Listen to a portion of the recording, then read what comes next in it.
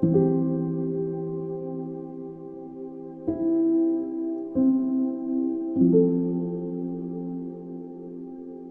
now, it's time for DJ Rocky's Secret Files.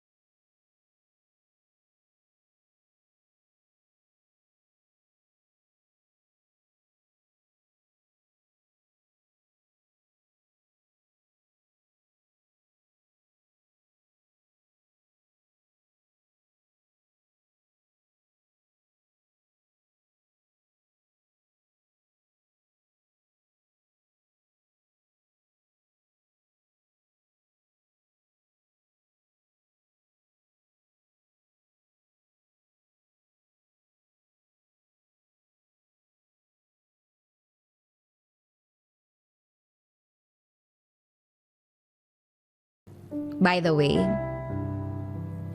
26 years old ako.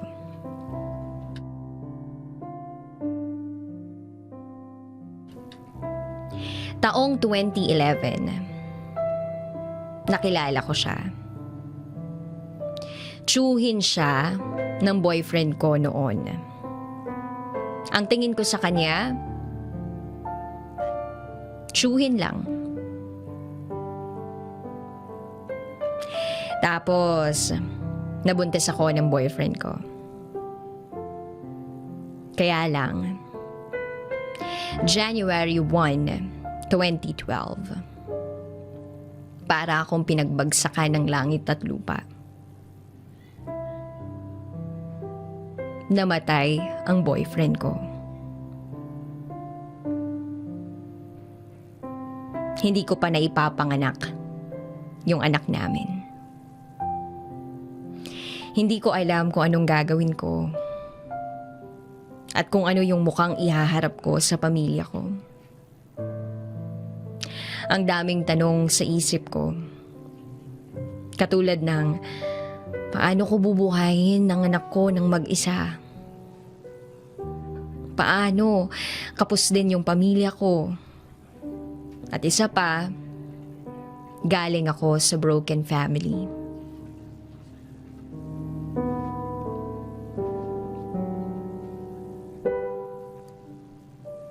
Isang araw, pinuntahan ako ng tsuhin ng namatay kong boyfriend para kumustahin. At siya nga, pangalanan na lang natin siya.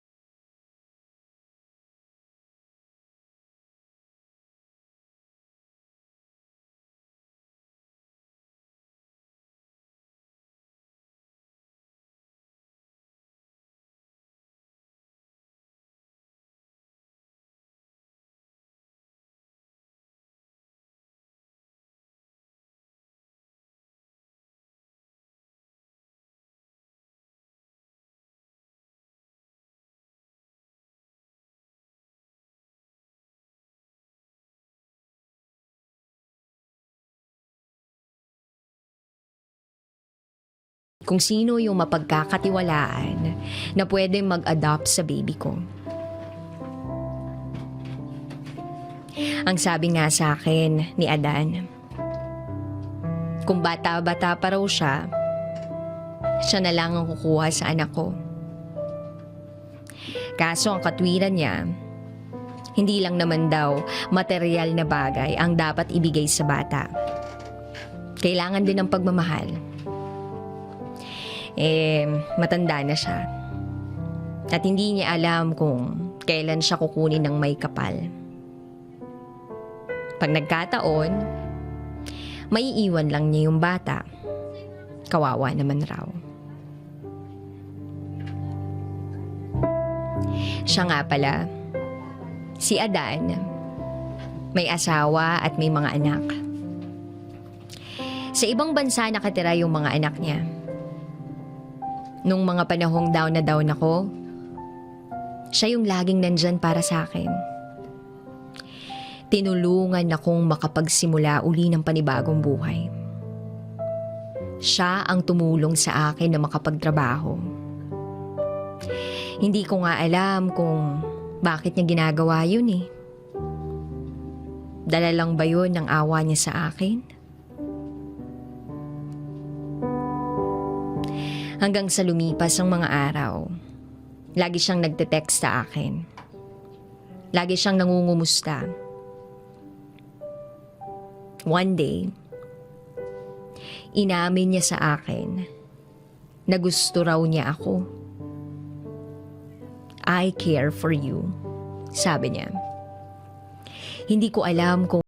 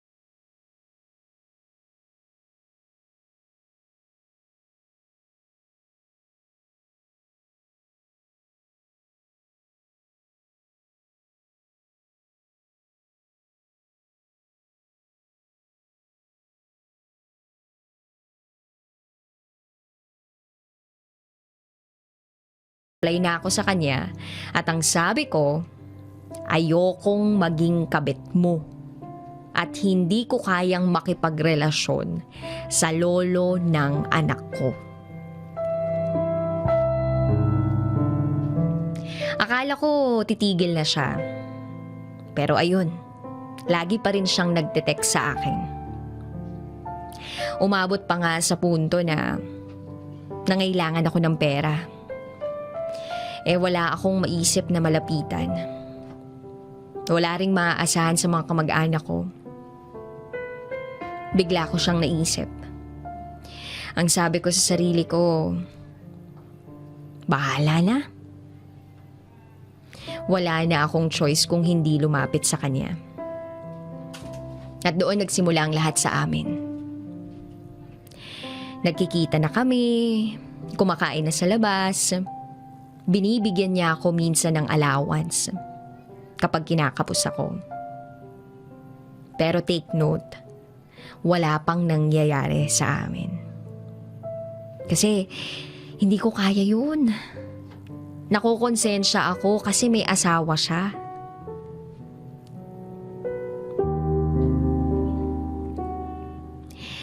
Hanggang sa lumipas ang mga araw, madalas na kaming magkita. Siguro mga 3 o 4 na beses sa isang linggo. Then, isang araw nagkita kami sa isang lugar. Sumakay ako ng kotse niya. Hindi ako nagtatanong kung saan kami pupunta. Bahala na siya kung saan niya ako dadalhin. Yun yung nasa isip ko. Hanggang sa ipinasok niya yung sasakyan niya sa garahihan ng isang motel. At doon na nangyari ang hindi dapat mangyari.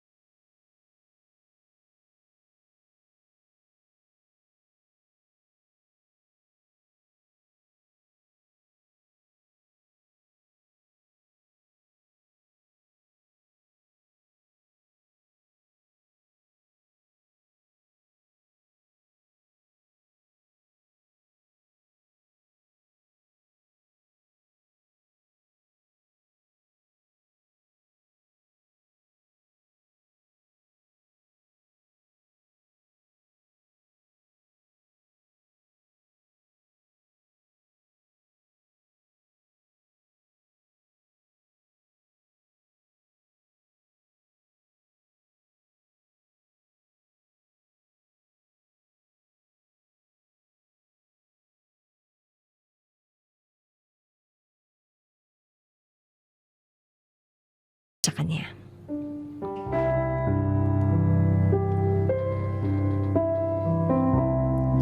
Lumipas ang mga buwan. Ganon ang pangyayari sa amin. May nangyayari sa tuwing nagkikita kami. Pero dumarating pa rin sa point na nakokonsensya ako kasi nga may asawa siyang tao. Kaso, hindi ako makawala-wala kasi habang lumilipas ang mga araw at buwan, nahuhulog ang loob ko sa kanya. Mabait naman kasi talaga siya at nararamdaman ko, mahal niya talaga ako. Inamin rin naman niya na mahal niya yung asawa niya. Bilang asawa at nanay ng mga anak niya. Pero sabi niya, mahal niya rin ako. Ang sabi ko sa kanya, pwede ba yun? Dalawa ang mahal mo? Ang sagot niya sa akin, yun yung nararamdaman ko para sa'yo. Mahal kita. Hindi na ako sumagot. Naniwala na lang ako.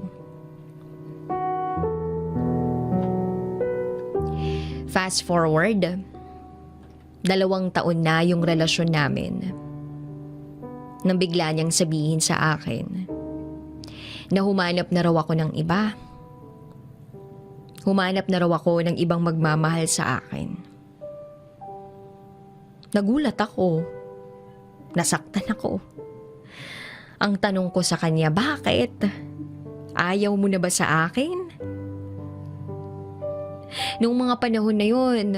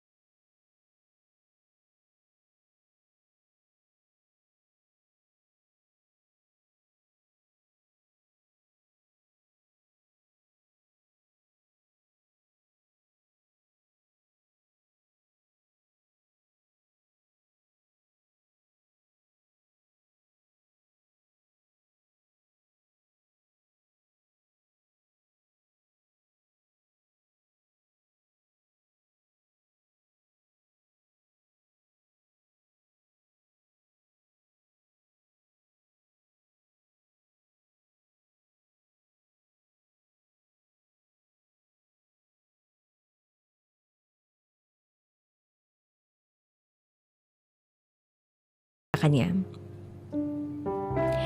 Tapos sabi ko pa sa kanya, hindi ko naman i-entertain yun. Bigla ba namang sumagot sa akin ng, bakit naman? Bigyan mo ng pagkakataon. Sabi ko, ano ka ba? Hindi ko kaya yung gusto mo. Hindi ko kayang magkaroon ng iba. Ang sabi niya sa akin, kilalanin mo munang maigi. Ang sabi ko naman, ayoko. Ikaw lang ang gusto ko. Sumagot siya ng, gusto kong maging maligaya ka sa iba bago ako mawala. Andito lang naman ako palagi para sa'yo habang nabubuhay ako.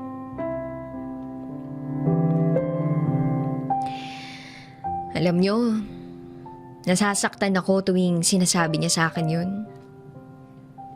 Pakiramdam ko, itinataboy niya ako palayo sa kanya.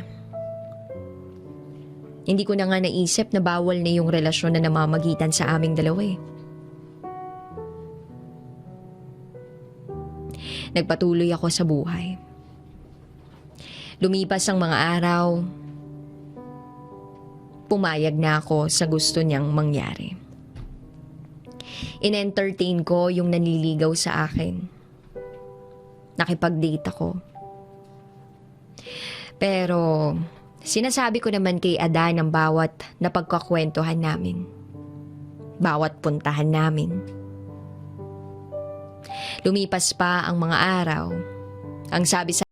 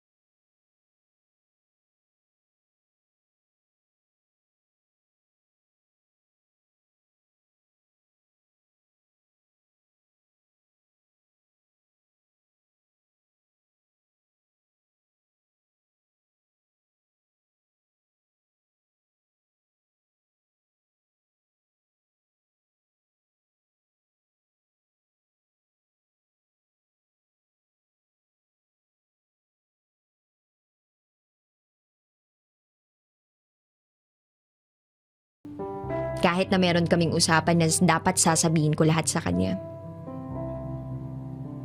Alam ko mali ako doon. Ang nasa isip ko kasi, kahit naman na gusto niya ako magka-boyfriend, alam ko masakit pa rin yun para sa kanya.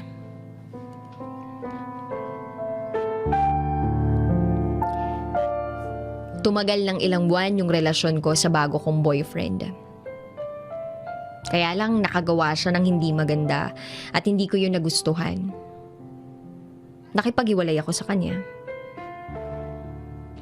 Sinabi ko kay Adan na nakipag-iwalay na ako doon sa boyfriend ko. At kinuwento ko kung bakit. Tapos sabi niya sa akin, makakahanap rin daw ako ng tunay na magmamahal pa sa akin. Ang sabi ko, tama na. Tama na. Kung mawala ka man, okay lang siguro akong mag-isa. Fast forward 4 years. 4 years yung relationship namin ni Adan. Nang mamatay ang asawa niya. Kahit papaano, nalungkot ako. Kasi syempre, asawa niya pa rin yun. Nang mailibing yung asawa niya, nasa tabi niya ako palagi. Alam ko kasi na hindi madali yung pinagdaraanan niya.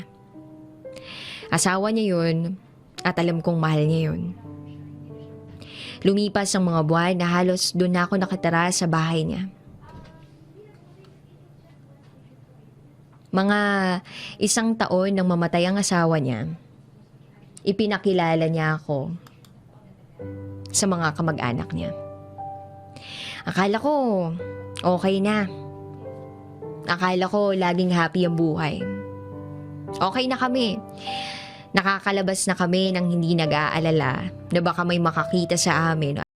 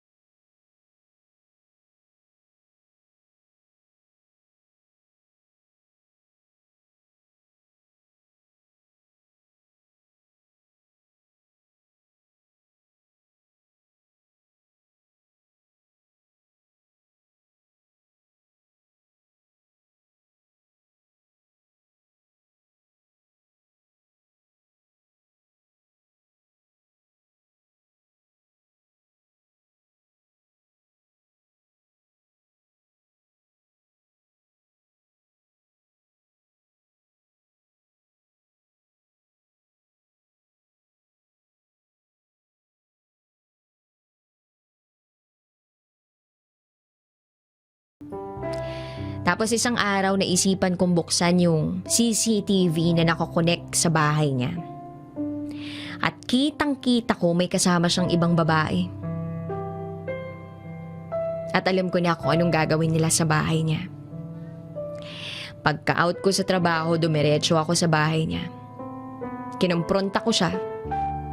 Ang sabi niya, ako raw naman daw yung nauna. Pinaglihiman ko daw siya na nakikipagkita ako sa boyfriend ko noon. Malay raw ba niya kung may nangyari sa amin? Pinapayagan raw naman niya ako, pero bakit inilihim ko pa? Ang sabi ko, wala namang nangyari sa amin noon. Kinilala ko lang siya. Hindi siya naniniwala. Ang nasa isip niya, sa bawat pagkikita namin nung naging boyfriend ko noon, laging may nangyayari sa amin kahit wala naman talaga.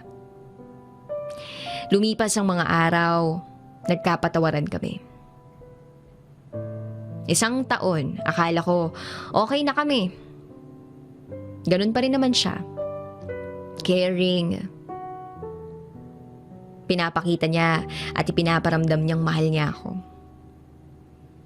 Pero kapag wala pala ako sa bahay niya at nasa trabaho ako, kumukuha siya ng bayarang babae. Dinadala sa bahay niya. At doon may nangyayari. Paano ko alam? Alam ko lahat dahil merong CCTV. Akala niya, naisahan niya.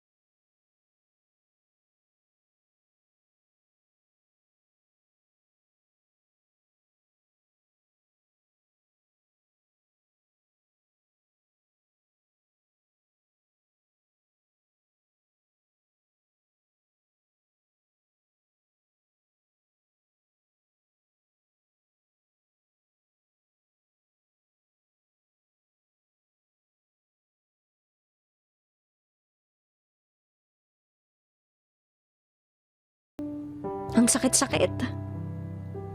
Gusto ko nang makipag-iwalay sa kanya.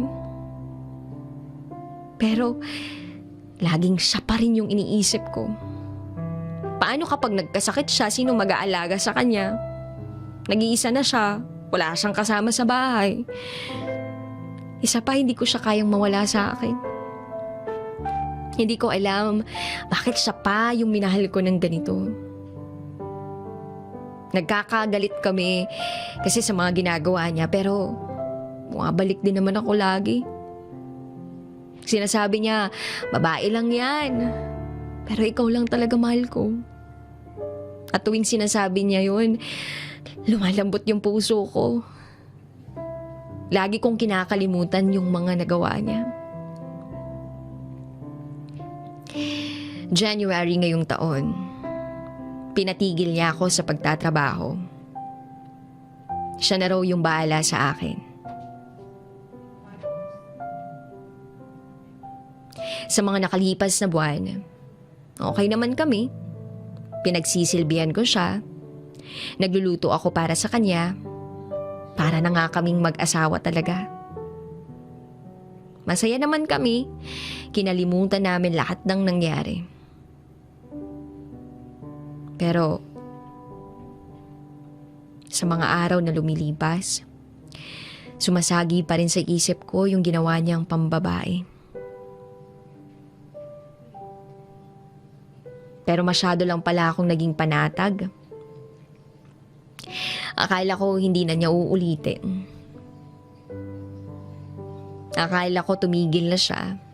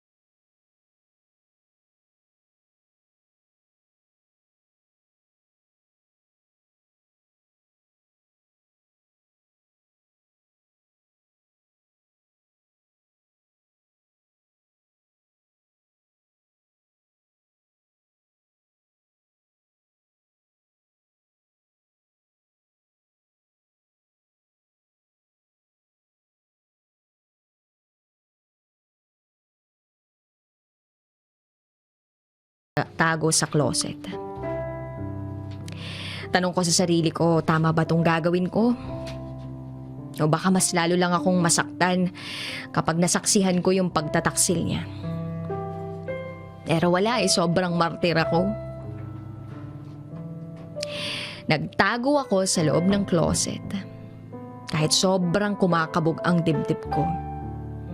At sobrang tumutulo na yung pawis ko sa init.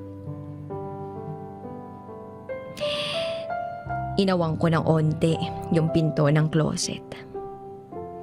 Sapat na para hindi ako makita. At sapat na para makita kung ano man yung gagawin nila. Lumipas ang ilang minuto. Pumasok na siya sa kwarto nang merong kasamang babae. Maganda yung babae, mas bata sa akin. At doon ko nakita lahat. Kung paano siya makipag-sex sa babaeng yun. Na mga oras na yun, hindi ko alam kung anong mararamdaman ko. Hindi ako makaiyak.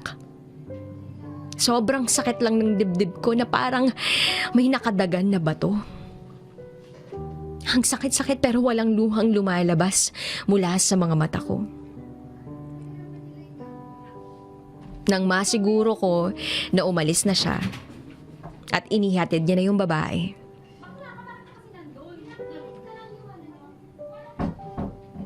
lumabas na ako ng closet. Itinuloy ko yung pag-alis ng bahay at kinabukasan bumalik ako sa kanya. Umarte na parang walang alam sa ginawa niya. Napakatanga ko. Sobrang tanga. Hanggang ngayon hindi ko alam kung anong gagawin ko. Ang alam ko lang, sobra-sobra akong nasasaktan. Gusto kong umiyak pero hindi ako makaiyak. Ang tagal-tagal na nung relasyon namin. Nanghihinayang na lang ba ako sa tagal? O talagang martir lang ako at mahal na mahal ko siya? Tulungan niyo naman ako.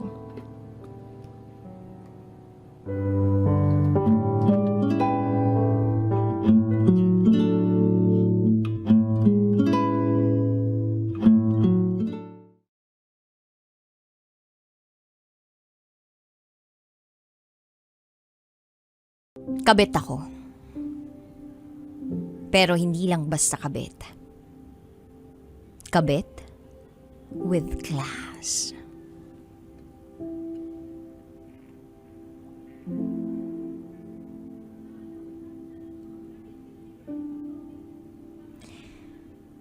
Yan ang tawag ko sa sarili ko. Kabit na may class. Parang hindi masyadong masakit pakinggan para sa akin. Itago mo ako sa pangalang Princess. And this is my secret file. Princess ang tawag niya sa akin. I'm 30 years old, 5'5", maputi. Alam kong maganda ang katawan ko, lalo na nung kabataan ko. Masasabi kong may kaya naman ang pamilya namin kasi nabibili naman namin lahat ng gusto namin. At nakakapag-aral naman kami sa mga magagandang university. Nakuha naman namin yung mga kursong gusto namin. At hindi naman kami kinakapos sa pera. Back in 2015, I was 21 years old. Third-year college nursing student. No boyfriend since birth. Not until nakilala ko si Eddie. Maarte rin ako pagdating sa lalaki. Gusto ko malinis sa katawan. Kahit hindi masyadong gwapo, basta maayos at malinis. Matalino. At may pera din. Siguro nga, mataas ang standards ko sa lalaki. 53 years old nang makilala ko si Eddie. Maganda pa ang pangangatawan. Parang binata. Gwapo, maputi. Malinis sa katawan. Sa madaling salita, maarte at perfectionist siya. Nagkakilala kami nung pumunta ako sa work ng best friend ko. Sakto, nagra-round siya for inspection.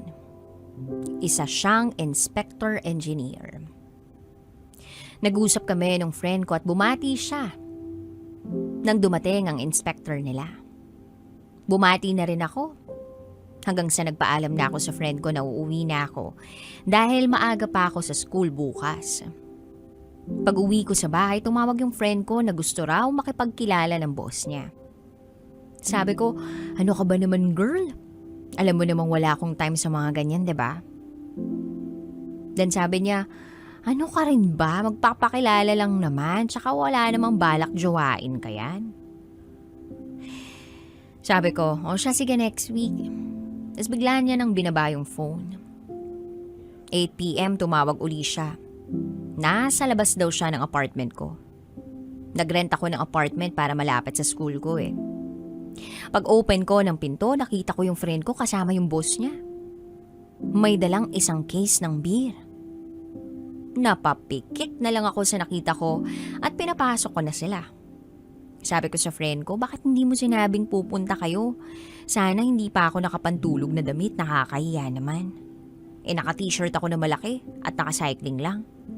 Then sabi ng boss niya, it's okay, bagay naman sa'yo. Tapos pinaupo ko muna sila. Nagpalit ako ng suot. Paglabas ko ng kwarto, tinanong niya ako, nag-dinner ka na? By the way, I'm Eddie. Ako yung katrabaho ng kaibigan mo. Then sabi ko, boss po kayo, diba? Tapos parang medyo nahiya siya, napangiti siya at napayo ko. Then sabi ko, wala po akong dinner dito pero order na lang ako. Then sabi niya, no, may dala na kami. Kinuha ko yun at inayos ko na.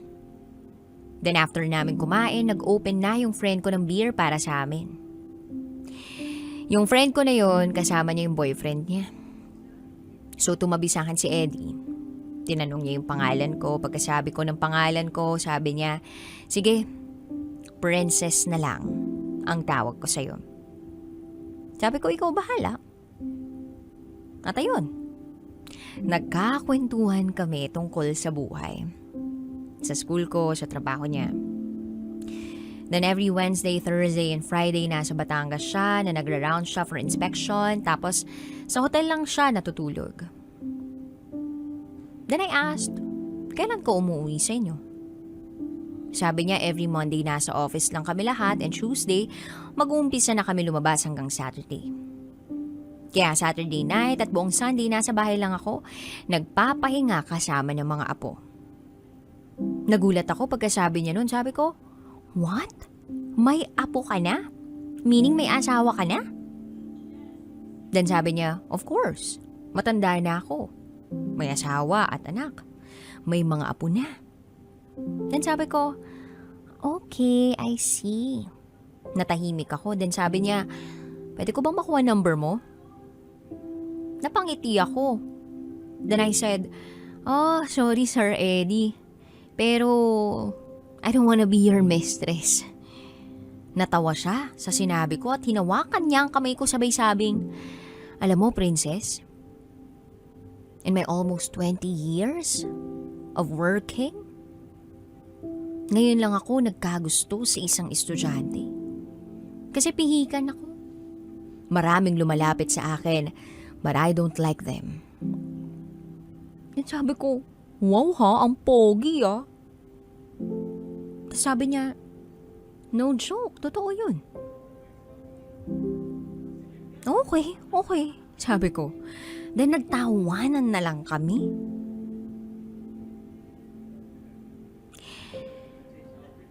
Ang dami namin na pagkwentuhan. Hanggang sa nag-uwian ang lahat. Tapos maya-maya pa, bigla na lang may kumaltok sa pinto ko. Pagbukas ko ng pinto, si Eddie. Tinanong ko siya, may nakalimutan ka? Then sabi niya, Can I stay with you? Sabi ko, what? Then sabi niya, papahinga lang ako. Medyo nakainom na kasi. Maghahanap pa ako ng hotel na tutulugan ko. Sabi ko, sige na nga. So pumasok siya at nakigamit ng banyo para maligo. May mga dala naman siyang gamit kasi nga, di ba parang nag-hotel lang naman siya kapag nasa Batangas. After niyang maligo, nagtulog-tulugan ako sa kwarto ko pero nakabukas ang pinto ko. Kinakabahan ako na ewan. Tapos sabi ko sa sarili ko, baka pasukin ako nito.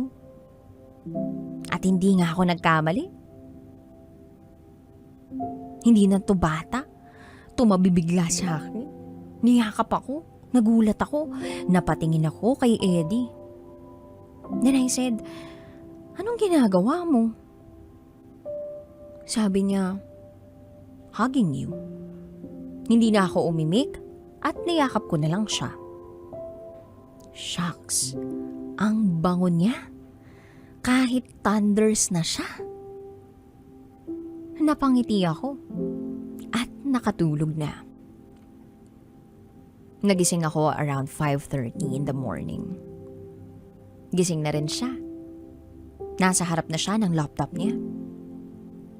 Tinanong ko siya, kanina ka pagising? Sabi niya, around 4:30. Sabi ko, okay. Nagkakape ka? Tinanong niya ako kung may black coffee. So, inabot ko sa kanya. Yung tinimpla ko. Nag-comment siya na ang tamis daw. Sabi ko, matamis kasi ako magmahal.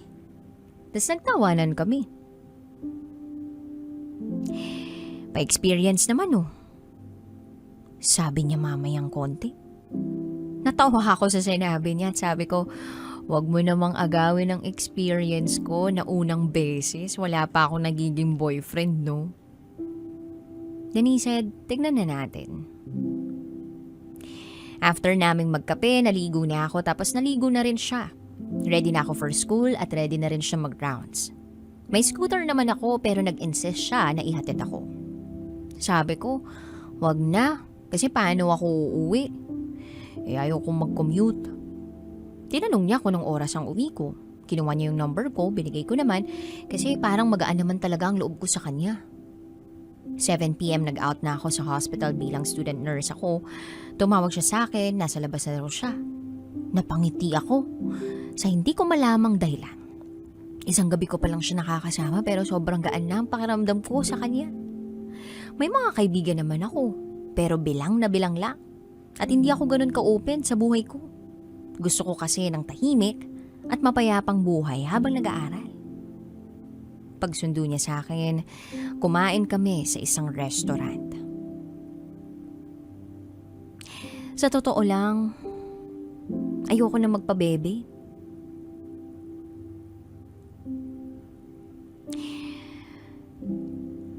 Dumating yung pagkakataon na sa akin na siya nauwi.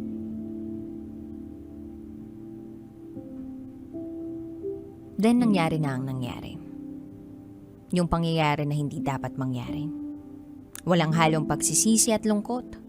Gusto ko ang ginawa namin. At hindi ko alam kung ano yung pinasok ko nung panahon na yon. Basta, ang alam ko, masaya ako. Nagkamabutihan kami. Masaya lang, walang nakakaalam na kahit sino. Kahit best friend ko pa, hindi alam ang relasyon namin. Tinuruan niya ako kung paano maging isang mahusay na kabit. Pag lumalabas kami, hindi kami magkahawak ng kamay. Medyo malayo pag naglalakad. At kapag kakain kami, pupwesto kami sa mga tagong lugar. Pag nasa trabaho siya at nasa school ako, hindi kami nagkakatext o tawag. Basta alam na namin sa sarili namin na pagpatak ng Wednesday, magkikita na kami. Umiiwas na rin kami sa place ko kasi may mga kapitbahay na chismosa. Kaya hindi na siya nag-i-stay sa place ko. Hotel na lang kami. Hatid at sundo niya ako pag nasa Batangas siya. Sobrang professional namin pag nasa labas kami. One time, namasyal kami around Lipa, Batangas. May nakita siyang katrabaho niya na inspector din. Dahil medyo malayo ako sa kanya pag naglalakad, umiwas ako ng konti. Diretso lang sa lakad. Huminto sila at nagyaya yung kawork niya na mag-coffee sila. Ayun, naiwan ako mag-isa at kumain ding mag-isa. Sa mga ganitong pagkakataon, kailangan kong maging matured. Hinintay ko siya hanggang sa makaalis yung katrabaho niya. Then pumunta na siya sa akin. Imagine, hindi kami nagkaka-text pag may kausap siya pero alam niya kung nasan ako. Ganun ko na-train kung paano maging professional. Tumayo na ako at diretso sa sasakyan. Naganap na kami ng hotel na tutuluyan namin kasi kinabukasan aalis na uli siya. At tuwing aalis na siya, nalulungkot na ako. Siguro nga'y mahal ko na siya. At umabot na sa puntong hindi ko na kayang mawala ang taong to sa buhay ko. At gagawin ko lahat para sa kanya.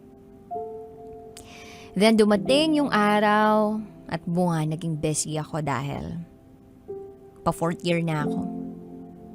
Pero hindi pa rin mawawala sa amin ang Wednesday to Friday. Kaya tinatapos ko ng maaga ang mga gawain ko pang eskwela. Lumipas ang taon, year 2016, nagpatuloy ang relationship namin. Hindi naman may iwasan ang away at tampuhan. Unang tampo ko sa kanya nung kailangan niyang umuwi ng Thursday para sa trabaho. Sabi ko sa kanya, ako nga tinatapos ko na lahat ng gawain ko bago tayo magkita tapos ikaw aalisan mo lang ako. Then sabi niya, o yung pagiging isip bata mo hindi tama yan. Sabi ko, inalisan mo na ako ng karapatan sa lahat. Then sabi niya, pinagkait mo yan sa sarili mo. Pwede kang mag-enjoy with your friends habang wala ako pero ikaw mismo ayaw nun. Huwag mong paikutin ang mundo mo sa akin dahil may kanya-kanya tayong priorities in life. Sabi ko, ngayon mo sasabihin yan kung kailan mahal na mahal kita? Sabi niya, mahal din kita pero hindi ko kayang pabayaan ang trabaho ko. Kung lagi mo akong aawayin every time na magkikita tayo at may emergency ako, mas mabuti nang huwag na tayong magkita. Nanahimik ako sandali at nag-isip. Maya-maya pa'y nagsalita na ako. Sabi ko, okay, sorry for being immature. Namimiss lang talaga kita. Then sabi niya, I love you, my princess. You bring color to my life. Kaya simula nun kahit ano pa ang kailangan kong intindihin para mag-grow yung relationship namin gagawin ko. Hanggang sa nagpatuloy yung ganon. May mga pagkakataon na hindi kami makapagkita. Pero sinusubukan kong intindihin. Hanggang sa nag-decide na kaming kumuha ng bagong apartment na kaming dalawa lang ang nakakaalam. Malayo sa mga chismosa para hindi na kami nag-hotel at para hindi na masyadong magastos. Nililimatahan na rin namin ang pagkain sa labas at pamamasyal. Kasi nga matagal na rin kami at para makasiguro. Then dumating ang araw ng graduation ko. Gusto niya sanang pumunta kahit nasa malayo lang siya pero nagkataon na birthday ng pamangkin niya. Niyaya niya ang family niyang mamasyal around Batangas, kumain sa labas. Nakapag-text siya sa akin, sabi niya kumain daw kami sa labas ng pamilya ko. Sa ganyang restaurant, makikita ko siya with his family. Hindi ko alam kung anong gagawin ko. Kasi paano ako? Dapat masaya lang ako kasi graduation ko yun eh. Pero naisip ko sa bagay, magiging masaya naman ako kasi makikita ko siya. Nung dumating kami sa resto, nandun sila. Nakita ko siya with his wife, masaya sila nagtatawanan. Dumaan ako, hindi man lang niya ako tiningnan. Nung nakaupo na kami, may inabot na bouquet of flowers yung waiter. Happy graduation, ma'am, sabi ng waiter. Sabi ko, para saan to? Hindi na nagsalita ang waiter. Alam ko na agad kung kanino galing. Walang letter o anumang nagsasabi na sa kanya galing pero alam ko na sa kanya galing. Umupo ako sa kung saan makikita ko siya para makita ko ang mukha niya, kung gaano siya kasaya na kasama ang pamilya niya. Noong mga araw na yun, Gusto ko nang matapos yung araw na yun. Para magkita na kami. Natapos ang graduation ko. Nakita ko siya. Masaya siya. Kasama ang pamilya niya.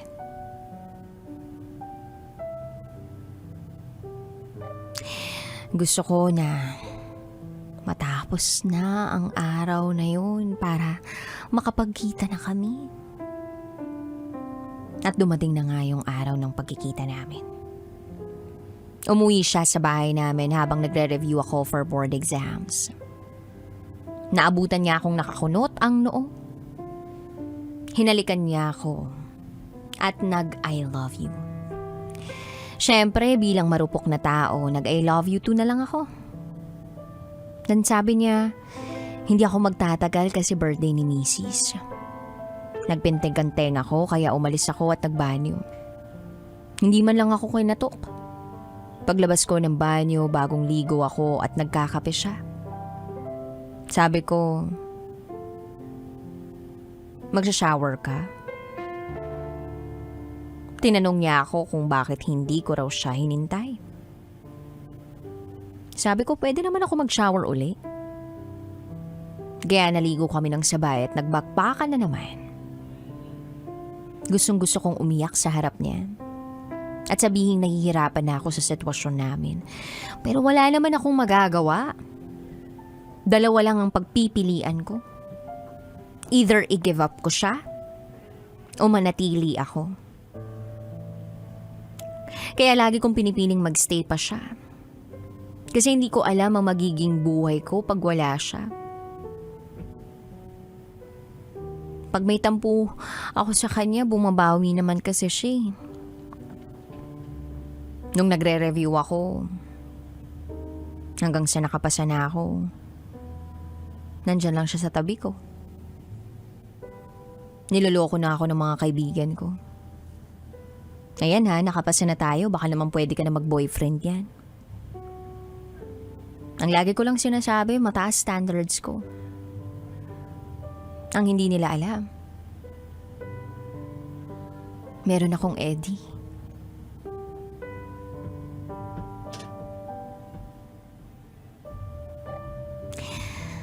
Then one day, lumabas kami at kumain sa labas. Ang hindi ko ina-expect, makikita namin ang anak niya sa mismong restaurant. Nakakainan namin. Napakaliit ng mundo. Hindi na ako nakaiwas kasi magkatabi na kami sa upuan. Pero dahil matured na akong tingnan at hindi mukhang bata, pinakilala ako ni Eddie bilang katrabaho niya. Pinakabatang katrabaho. Inalok pa niya na pwede raw silang mag-join sa amin. Siyempre, ang awkward, diba?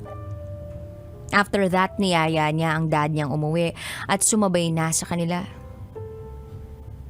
Nag-agree naman si Eddie at iniwan na ako roon. Nagpaalam lang sa akin. Mauna na kami thank you for the dinner. Sabi ko na lang, okay sir, ingat po kayo. Pag alis nila, Diyos ko, iyak ako ng iyak at doon ko na lang naisip, ano ba tong pinasok ko? Nasaan ba ako at hindi ko nakilala ang sarili ko? Nag-commute ako pa uwi at pumunta ako sa bahay ng best friend ko para magyayang lumabas at uminom. Iyak lang ako ng iyak sa kanya. Sabi ko, ang hirap pala. Then sabi niya, alam ko naman kung ano ang mahirap. Hindi ko lang sinasabi sa'yo na alam ko na kasi gusto kong ikaw ang magsabi sa akin. Sabi ko, gaga ka talaga. Alam mo na pala bakit di mo sinasabi? Sabi niya, ayoko kasi magkailangan tayo. At doon ako lalong napahagulgol. Sobrang hirap pala, sabi ko. Nung una, akala ko masaya to, exciting. Dahil mahal ko naman siya. Kaso habang tumatagal, pasakit na ng pasakit. Niyakap ako ng best friend ko at sabi niya, choice mo yan. At least alam mo na kung paano magmahal. At hindi lahat ng pagmamahal kagaya niyan. Kasi, ibang sitwasyon yan eh. May asawa siya, tinatago ka niya. Ibang-iba ang mararamdaman mo pag malayang-malaya kang nakalabas o nakakalabas ng walang kaba. Nahawakan mo ang kamay ng kadate mo na ipopost mo na sa social media. Lahat ng yan mararamdaman mo pag binitawan mo na si Sir. Sabi ko, paano? Imahal na mahal ko siya. Sabi niya, hindi ganyan ang pagmamahal. Hindi dapat ganyan magmahal. O sige, sabihin na nating mahal mo siya. Kasi kaya mong isacrifice lahat para sa kanya. Pero siya ba? Anong kaya niyang bitiwan para sa'yo? Mas lalo akong napahagulgol sa sinabi niya. Niyakap niya ako at sinabing, hindi siya ang lalaking para sa'yo. Maraming tao na gusto ng pagmamahal mo na kagaya ng binibigay mong pagmamahal sa kanya. Fast forward March 2019. 5 years na kami. Nagtatrabaho na ako sa isang ospital. Ganun pa rin ang setup naming dalawa. Nabawasan ang lungkot ko simula na nagtrabaho ako kasi nakakain ng oras ko ang pag-iisip. May mga kaibigan na rin ako at mahal ko ang ginagawa ko. Mahal ko pa rin si Eddie pero hindi na katulad ng dati na buong buhay ko ibibigay ko sa kanya. Sinusundo pa rin niya ako. Binibigyan niya ako ng mga bagay na pampagaan ng buhay ko. Nabigyan niya ako ng kotse para hindi na ako mahirapang mag-commute. Ako ang kumuha noon at nasa pangalan ko. Dumaan ang pandemya. Hindi na kami halos nagkikita. Binitiwan na namin ang apartment na tinitirhan namin pareho. Hindi na kami masyado nag-uusap eh. Hanggang sa hindi na talaga niya kaya mag-rounds dahil matanda na siya at pandemya pa. Nagte-text siya sa akin na hindi siya lumalabas ng bahay. Palagi ako nag-aalala sa kanya. Kaya sabi ko kahit once a day, kung makakapag-text ka, mag-text ka. Ganun naman ang ginagawa niya. 2020, tinamaan siya ng COVID. Grabe ang pag-alala ko sa kanya. Gusto ko siyang makita. Sabi ko sa kanya kumuha siya ng private nurse at ako ang kunin niya. Nilakasan ko na talaga ang loob ko dahil gusto ko nang makita siya. Hanggang sa napakahabang proseso para maging isang private nurse. Kaya nung naaprubahan na agad-agad, pumunta ako sa kanila. Ang kapal ng mukha ko. Bilang trained mistress. Ginamit ko yung mga natutunan ko sa kanya para hindi kami mahalata. Ako lang ang nakakapasok ng kwarto nila dahil matanda na rin ang misis niya. Doon na rin ako nag-i-stay. At inaalagaan ko siya. Hindi nahalata ng misis niya. Hindi naman kalakihan ang bahay nila pero malaki na rin at maganda. Matanda na siya. Para bang hindi na siya masyadong nakakakilala. Kaya sinabi ko sa misis niya,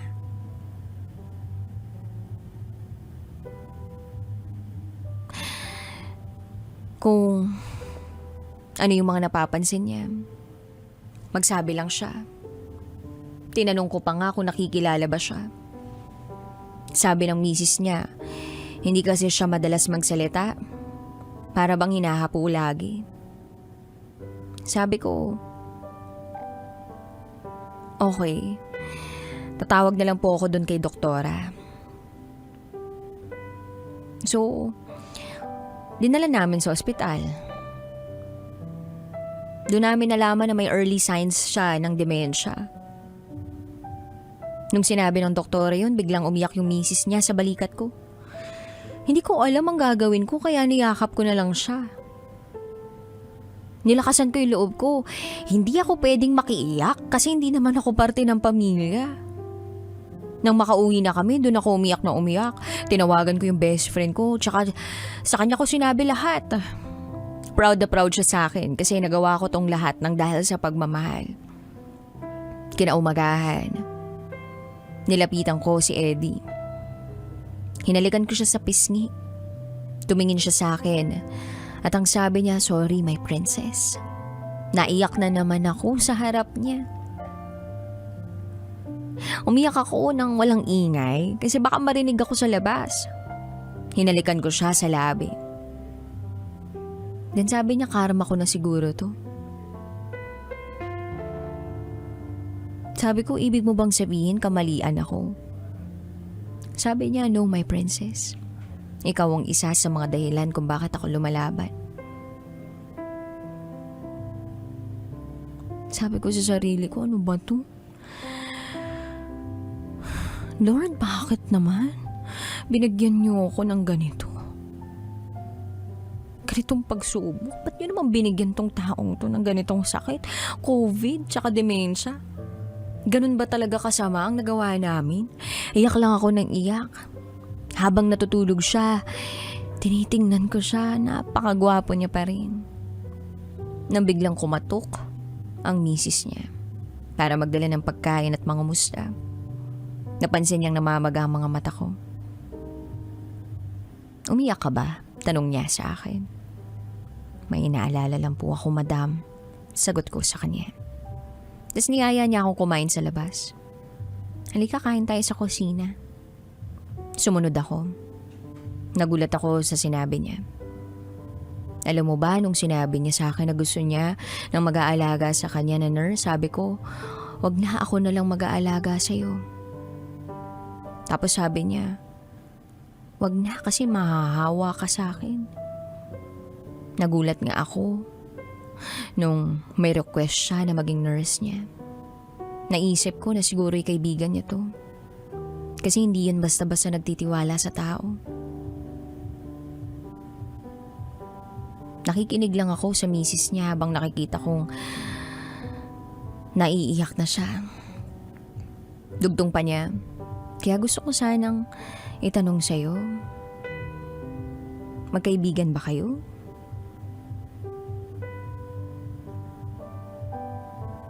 Hindi ko naisip ang sasabihin ko, basta bahala na. Ang sagot ko, madam, magkakilala po kami ni sir nung nagpa-check up siya para sa ubo niya. Ako po ang nag-asikaso sa kanya kaya siguro po natandaan niya ako. Sabi niya, alam ko na kilala kita.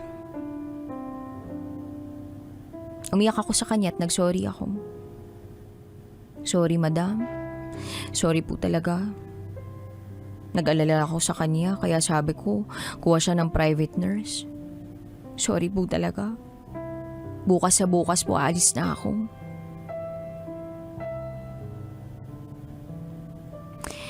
Pinaalis ba kita? Natigilan ako sa sinabi niya. Sabi ko, madam? Then sabi niya, alam mo iha, mali talaga ang ginawa niyo. Pero anong magagawa ko? At the end of the day, asawa ko siya. At kabit ka lang niya. Tapos tumayo siya at umalis na. Naiwan ako sa mesa at hindi ko alam kung anong mararamdaman ko at gagawin ko. Aalis ba ako o hindi? Pumasok ako sa kwarto ni Eddie at umiyak. Alam na pala ng misis mo. Sabi ko sa kanya. Mahal kita. Sabi niya. Ayun, iyak lang ako ng iyak. Isip ako ng isip. Kinabukasan nagdesisyon akong umalis na lang. Bago ako umalis, nagpaalam ako kay Eddie. Aalis na ako, magpagaling ka at magpalakas para mapuntahan mo ako uli. Alam mo, sa'yo ko naramdaman ang tunay na pagmamahal. Hindi kita makakalimutan. Pag gumaling ka na, magsimba ka at humingi ng tawad sa Diyos, ha?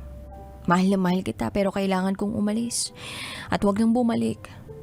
Para sa akin at para sa pamilya mo. Maraming salamat sa lahat. Hawak-hawak ko yung kamay niya noon habang umiiyak. Inalikan ko siya sa labi at nagpaalam na. Sabi niya, maraming salamat, my princess.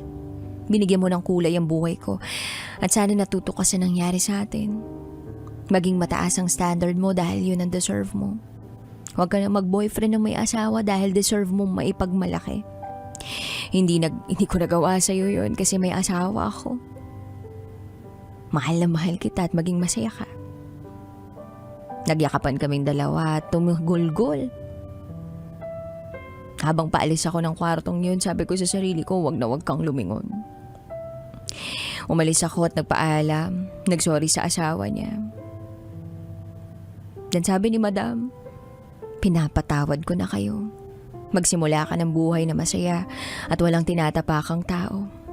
Bata ka pa at marami ka pang makikilalang tao, mag-iingat ka. After nun, hindi na ako nagparamdam pa sa kahit kanino basta related kay Eddie. 2022, 2 taon na ang nakalipas. May nakilala akong magmamahal sa akin ng buong-buo. Alam ang buong pagkatao ko, sinabi ko sa kanya lahat ng nangyari sa buhay ko. Tinanggap niya ako at pinakasalan sa edad na 29. Same age kami, parehas kaming nurse at hanggang ngayon walang nakakaalam sa naging relasyon namin ni Eddie.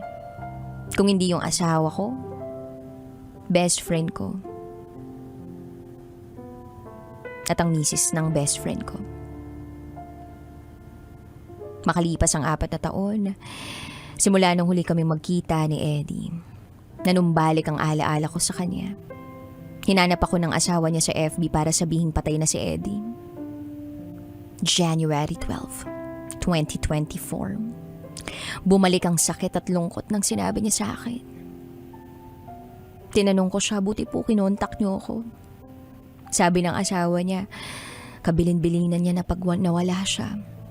Kontakin kita at sabihin wala na siya. Sabi ko, bakit po hindi niyo ako kinontak nung hindi pa siya patay? Para nakapagpaalam po sana ako bago siya nawala.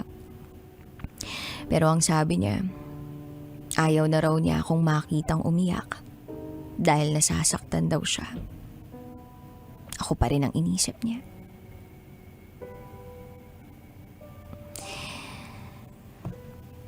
Isa ako sa mga nagmamahal kay Sir Eddie. Marami man akong pinagsisisihan, pero hindi pa rin mayaalis na naging parte yun ng pagkatao ko. Marami akong natutunan. Na-share ko to para maging leksyon sa ibang mga tao. Hanggang dito na lang po muna, DJ Rocky. Muli, ako si Princess. At ito ang aking secret file. Naging kabit ako ng pulis.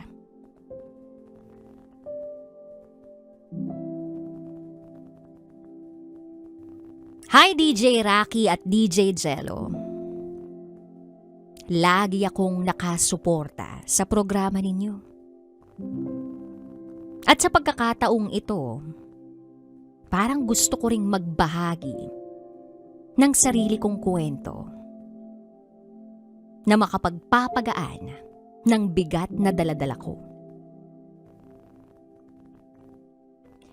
Itago niyo ako sa pangalang M. Single mother of 2. At ito, ang aking secret files.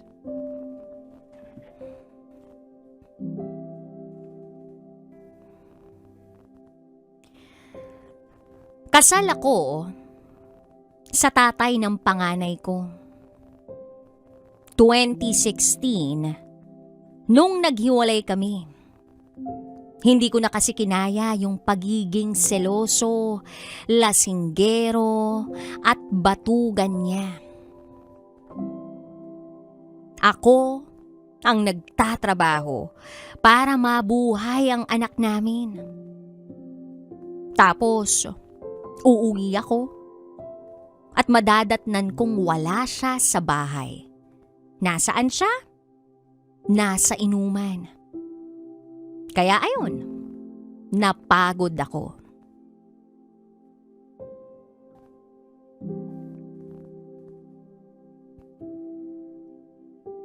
Then year 2017. Nagkabalikan kami ng masasabi kong first love ko. Itago natin siya sa pangalang HJ. All these years, kahit na nagkaroon ako ng asawa, hindi siya nawala sa isip at puso ko. 4th year high school ako noon nang maging boyfriend ko siya. Nawalan kami ng communication at wala talaga kaming formal breakup.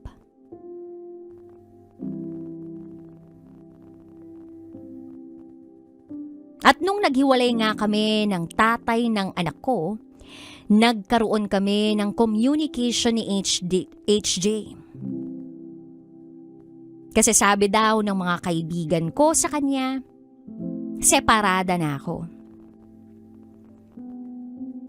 Nagkabalikan kami, DJ Rocky at DJ Jello. At masayang masaya ako. Hindi lang ako ang minahal niya, kundi pati na rin ang anak ko. Sobrang ang na-attach sa kanya ng anak ko. Pero hindi pala totoo yung love is sweeter the second time around. 'Cause year 2019, naghiwalay kami ni HJ. Nang dahil sa napakababaw na dahilan. Wala raw akong kwentang girlfriend. Inaamin ko naman kasi busy ako that time. Assistant area manager ako. Nasa iba't ibang lugar ako. To the point na nawalan ako ng time sa kanya. DJ Rocky at DJ Jello, as a single mom, kailangan kong magtrabaho ng gusto. Dahil ako lang ang bumubuhay sa anak ko noon. Sinubukan naman niya akong tulungan, pero ayokong ipaako kay HJ yung responsibilidad para sa anak ko. At ayokong dumating yung time na baka isumbat lang niya sa akin yun. Pero yun nga, hindi kami nag-work. At naghiwalay kami. Sobrang heartbroken ko noon kasi akala ko siya na ang bubuo sa nasira kong pamilya. Then year 2020 came. Naka-move on ako. That time, pandemya. Nawalan ako ng trabaho. Temporarily close yung kumpanyang pinapasukan ko. Umuwi ako sa probinsya namin at doon tumanggap ako ng manliligaw. Yes, DJ Rocky at DJ Jello. Kahit single mom ako, nagpapaligaw ako sa bahay. Dahil gusto kong makita ng anak ko, yung manliligaw ko. At gusto ko siyang tanungin kung sino ang gusto niya, kung okay ba sa kanya. And in fairness naman, marami akong manliligaw. May pulis, may seaman, mga binata naman. Pero ni isa sa kanila wala akong sinagot, wala akong nagustuhan. Hanggang sa nakakilala ko ng isang lalaki na itago natin sa pangalang VJ. Isa siyang pulis. Kasal na siya. May 2 anak. Naging magkaibigan kami. Close na close kami. Lagi kaming nag-hangout. Lagi kaming nagkukwentuhan. Lagi kaming magka-chat. To the point na nilalabasan ko siya ng lahat ng hinanakit ko sa buhay. In short, naging shoulder to lean on ko siya that time. Ang gaan at ang saya niya kasama.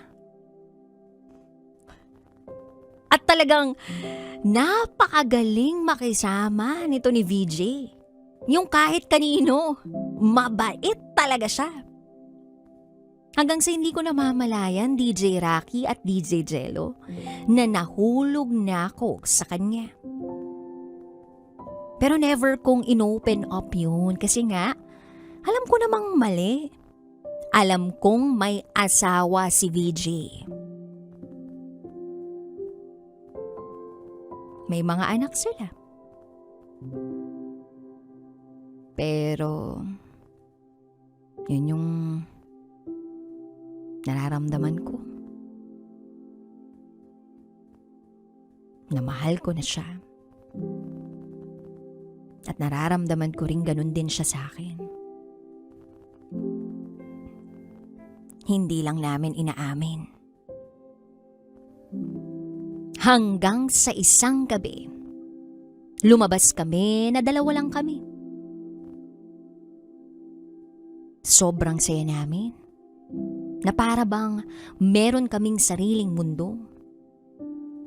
Hindi kami lasing, pero hindi na namin nakontrol ang feelings namin sa isa't isa. Na umabot kami sa punto na hinalikan namin ang isa't isa. DJ Rocky at DJ Jello, kiss lang yun. Walang nangyari.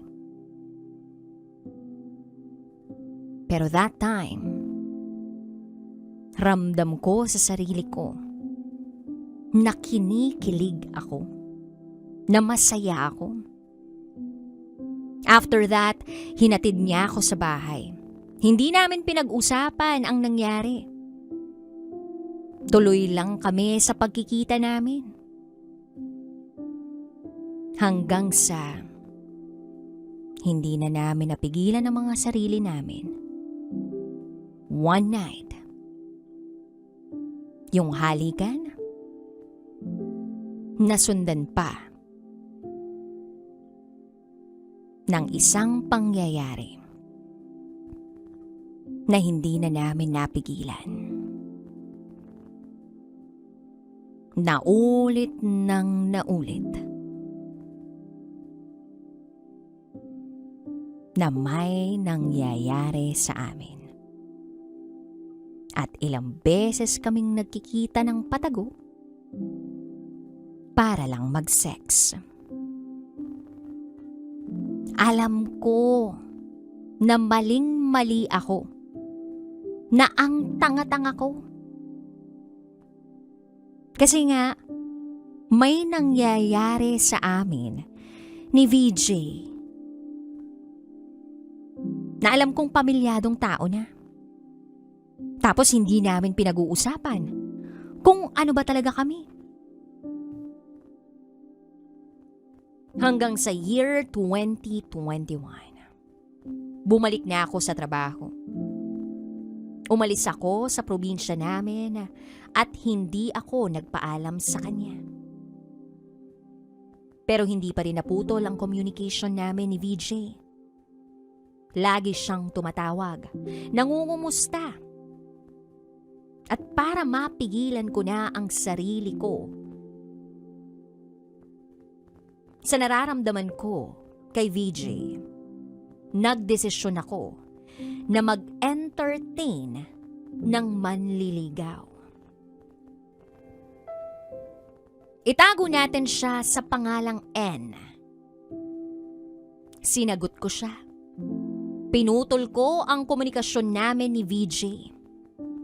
Binlock ko siya sa lahat ng social media accounts ko at kahit sa phone number.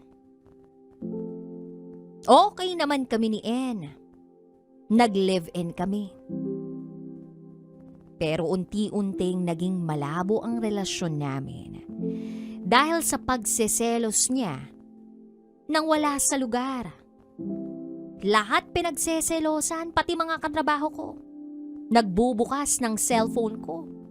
At magugulat na lang ako na may mga nakablock na sa account ko. Hindi na healthy para sa akin ang ganong klaseng relasyon. Then year 2023, Nagdesisyon akong bumalik sa probinsya para naman mag-apply pa ibang bansa. That time, naghihintay na lang ako ng medical examination sa ina-applyan ko pa ibang bansa. Break na kami ni N. At ang hindi ko inaasahan, after naming maghiwalay, ay delayed ako. Nabuntis ako sa pangalawa kong anak. Ang tatay ay si N. Sinabi ko sa kanya ang balita. At dahil buntis ako, nagkabalikan kami. Year 2024. Nasa trabaho ako noon. Shock na shock ako. Dahil sa hindi inaasahang pagkakataon, nakita ko si VJ. Kapapanganak ko lang noon. Nung magkita kami at magtama ang mga mata namin, wala kaming reaksyon. Yep. Nagulat ako, oo. Pero hindi ko pinakita sa kanya yung tunay kong emosyon. Hindi naman niya syempre alam na nakauwi na pala ako.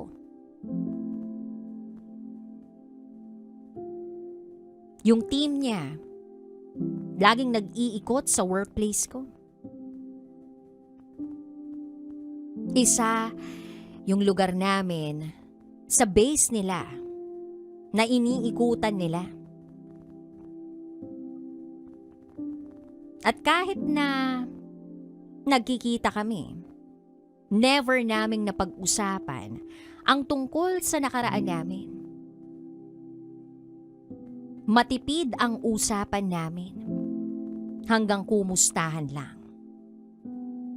At never ding nagkaroon ng follow-up communication sa social media. Then year 2025. Akala ko nung magkaanak kami ni N, magiging okay na ang relasyon namin. Dahil may assurance na siya sa akin.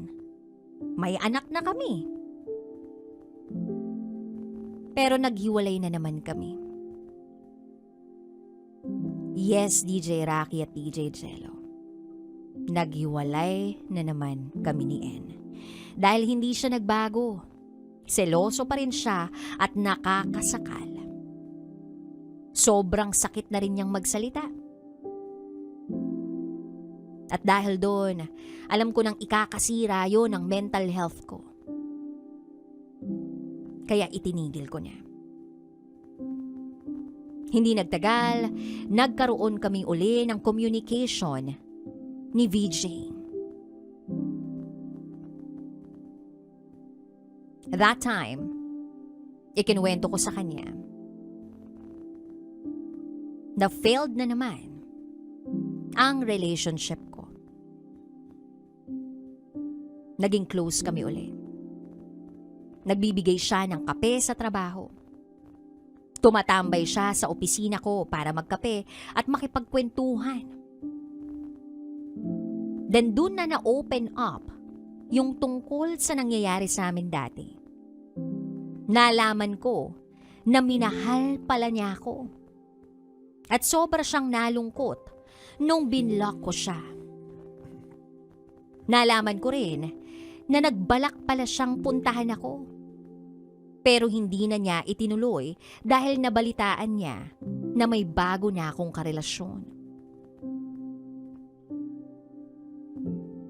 Hanggang sa natugpuan na naman namin ang mga sarili namin na nahuhulog ang loob sa isa't isa.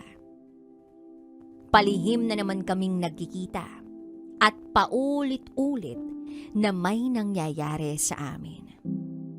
DJ Rocky at DJ Jello, ramdam ko ang pagmamahal at pag-aalaga niya sa akin.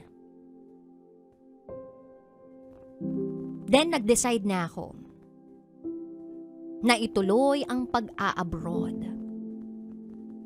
Sinuportahan niya ako. Sinuportahan niya ako financially kahit hindi ko hinihingi yun sa kanya. At masaya talaga ako kahit alam kong mali. Lagi niyang sinasabi sa akin na mahal niya ako.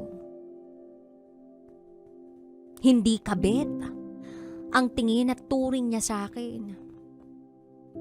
Kasi nirerespeto niya ako. May mga pagkakataon pang lumalabas kami, pero walang nangyayari sa amin.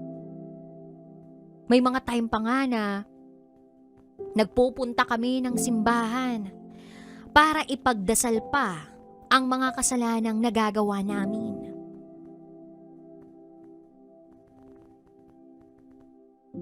May mga pag-uusap din kami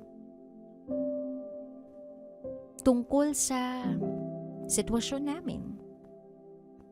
Napag-uusapan namin na hirap kaming itigil ang kung anumang meron sa amin dahil napamahal na kami sa isa't isa. Paano nga ba namin ititigil ang relasyong mali, pero dito kami lumiligaya? Alam naman niya na maling-mali. At wala namang rason kung tutuusin para magloko siya. Sa totoo lang, DJ Rocky at DJ Jello, ang ganda ng asawa ni VJ. Professional pa. At kung ikukumpara sa akin, wala ako.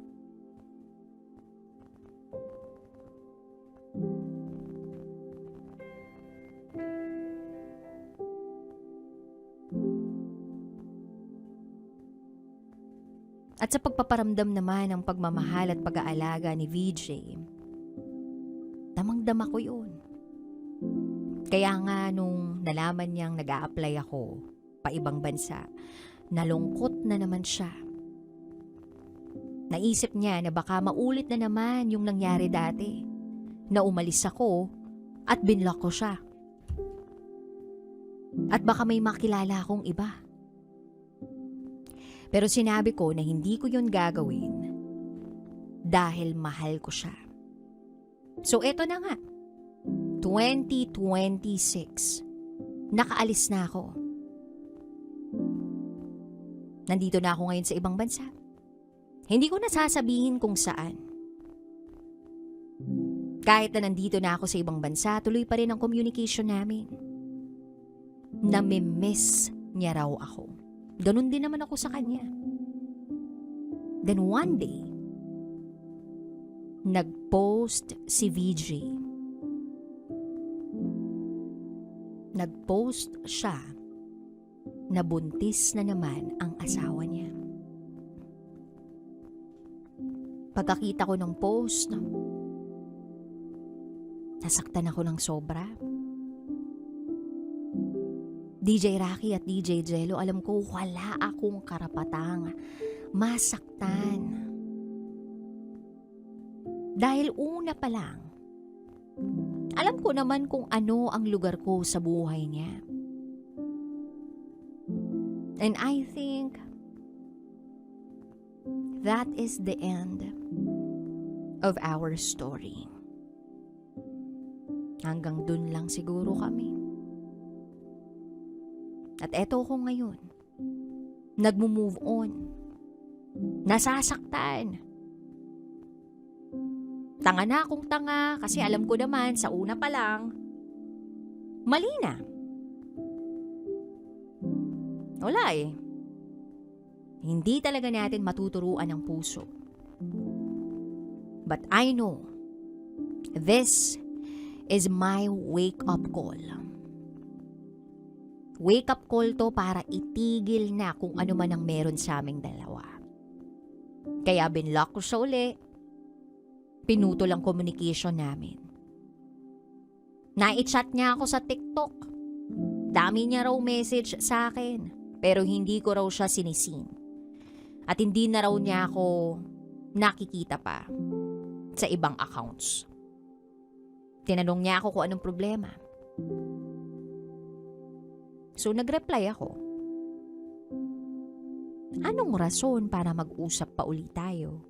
Buntis ang asawa mo, 'di ba? Buntis siya uli. Mag-focus ka na lang sa pamilya mo.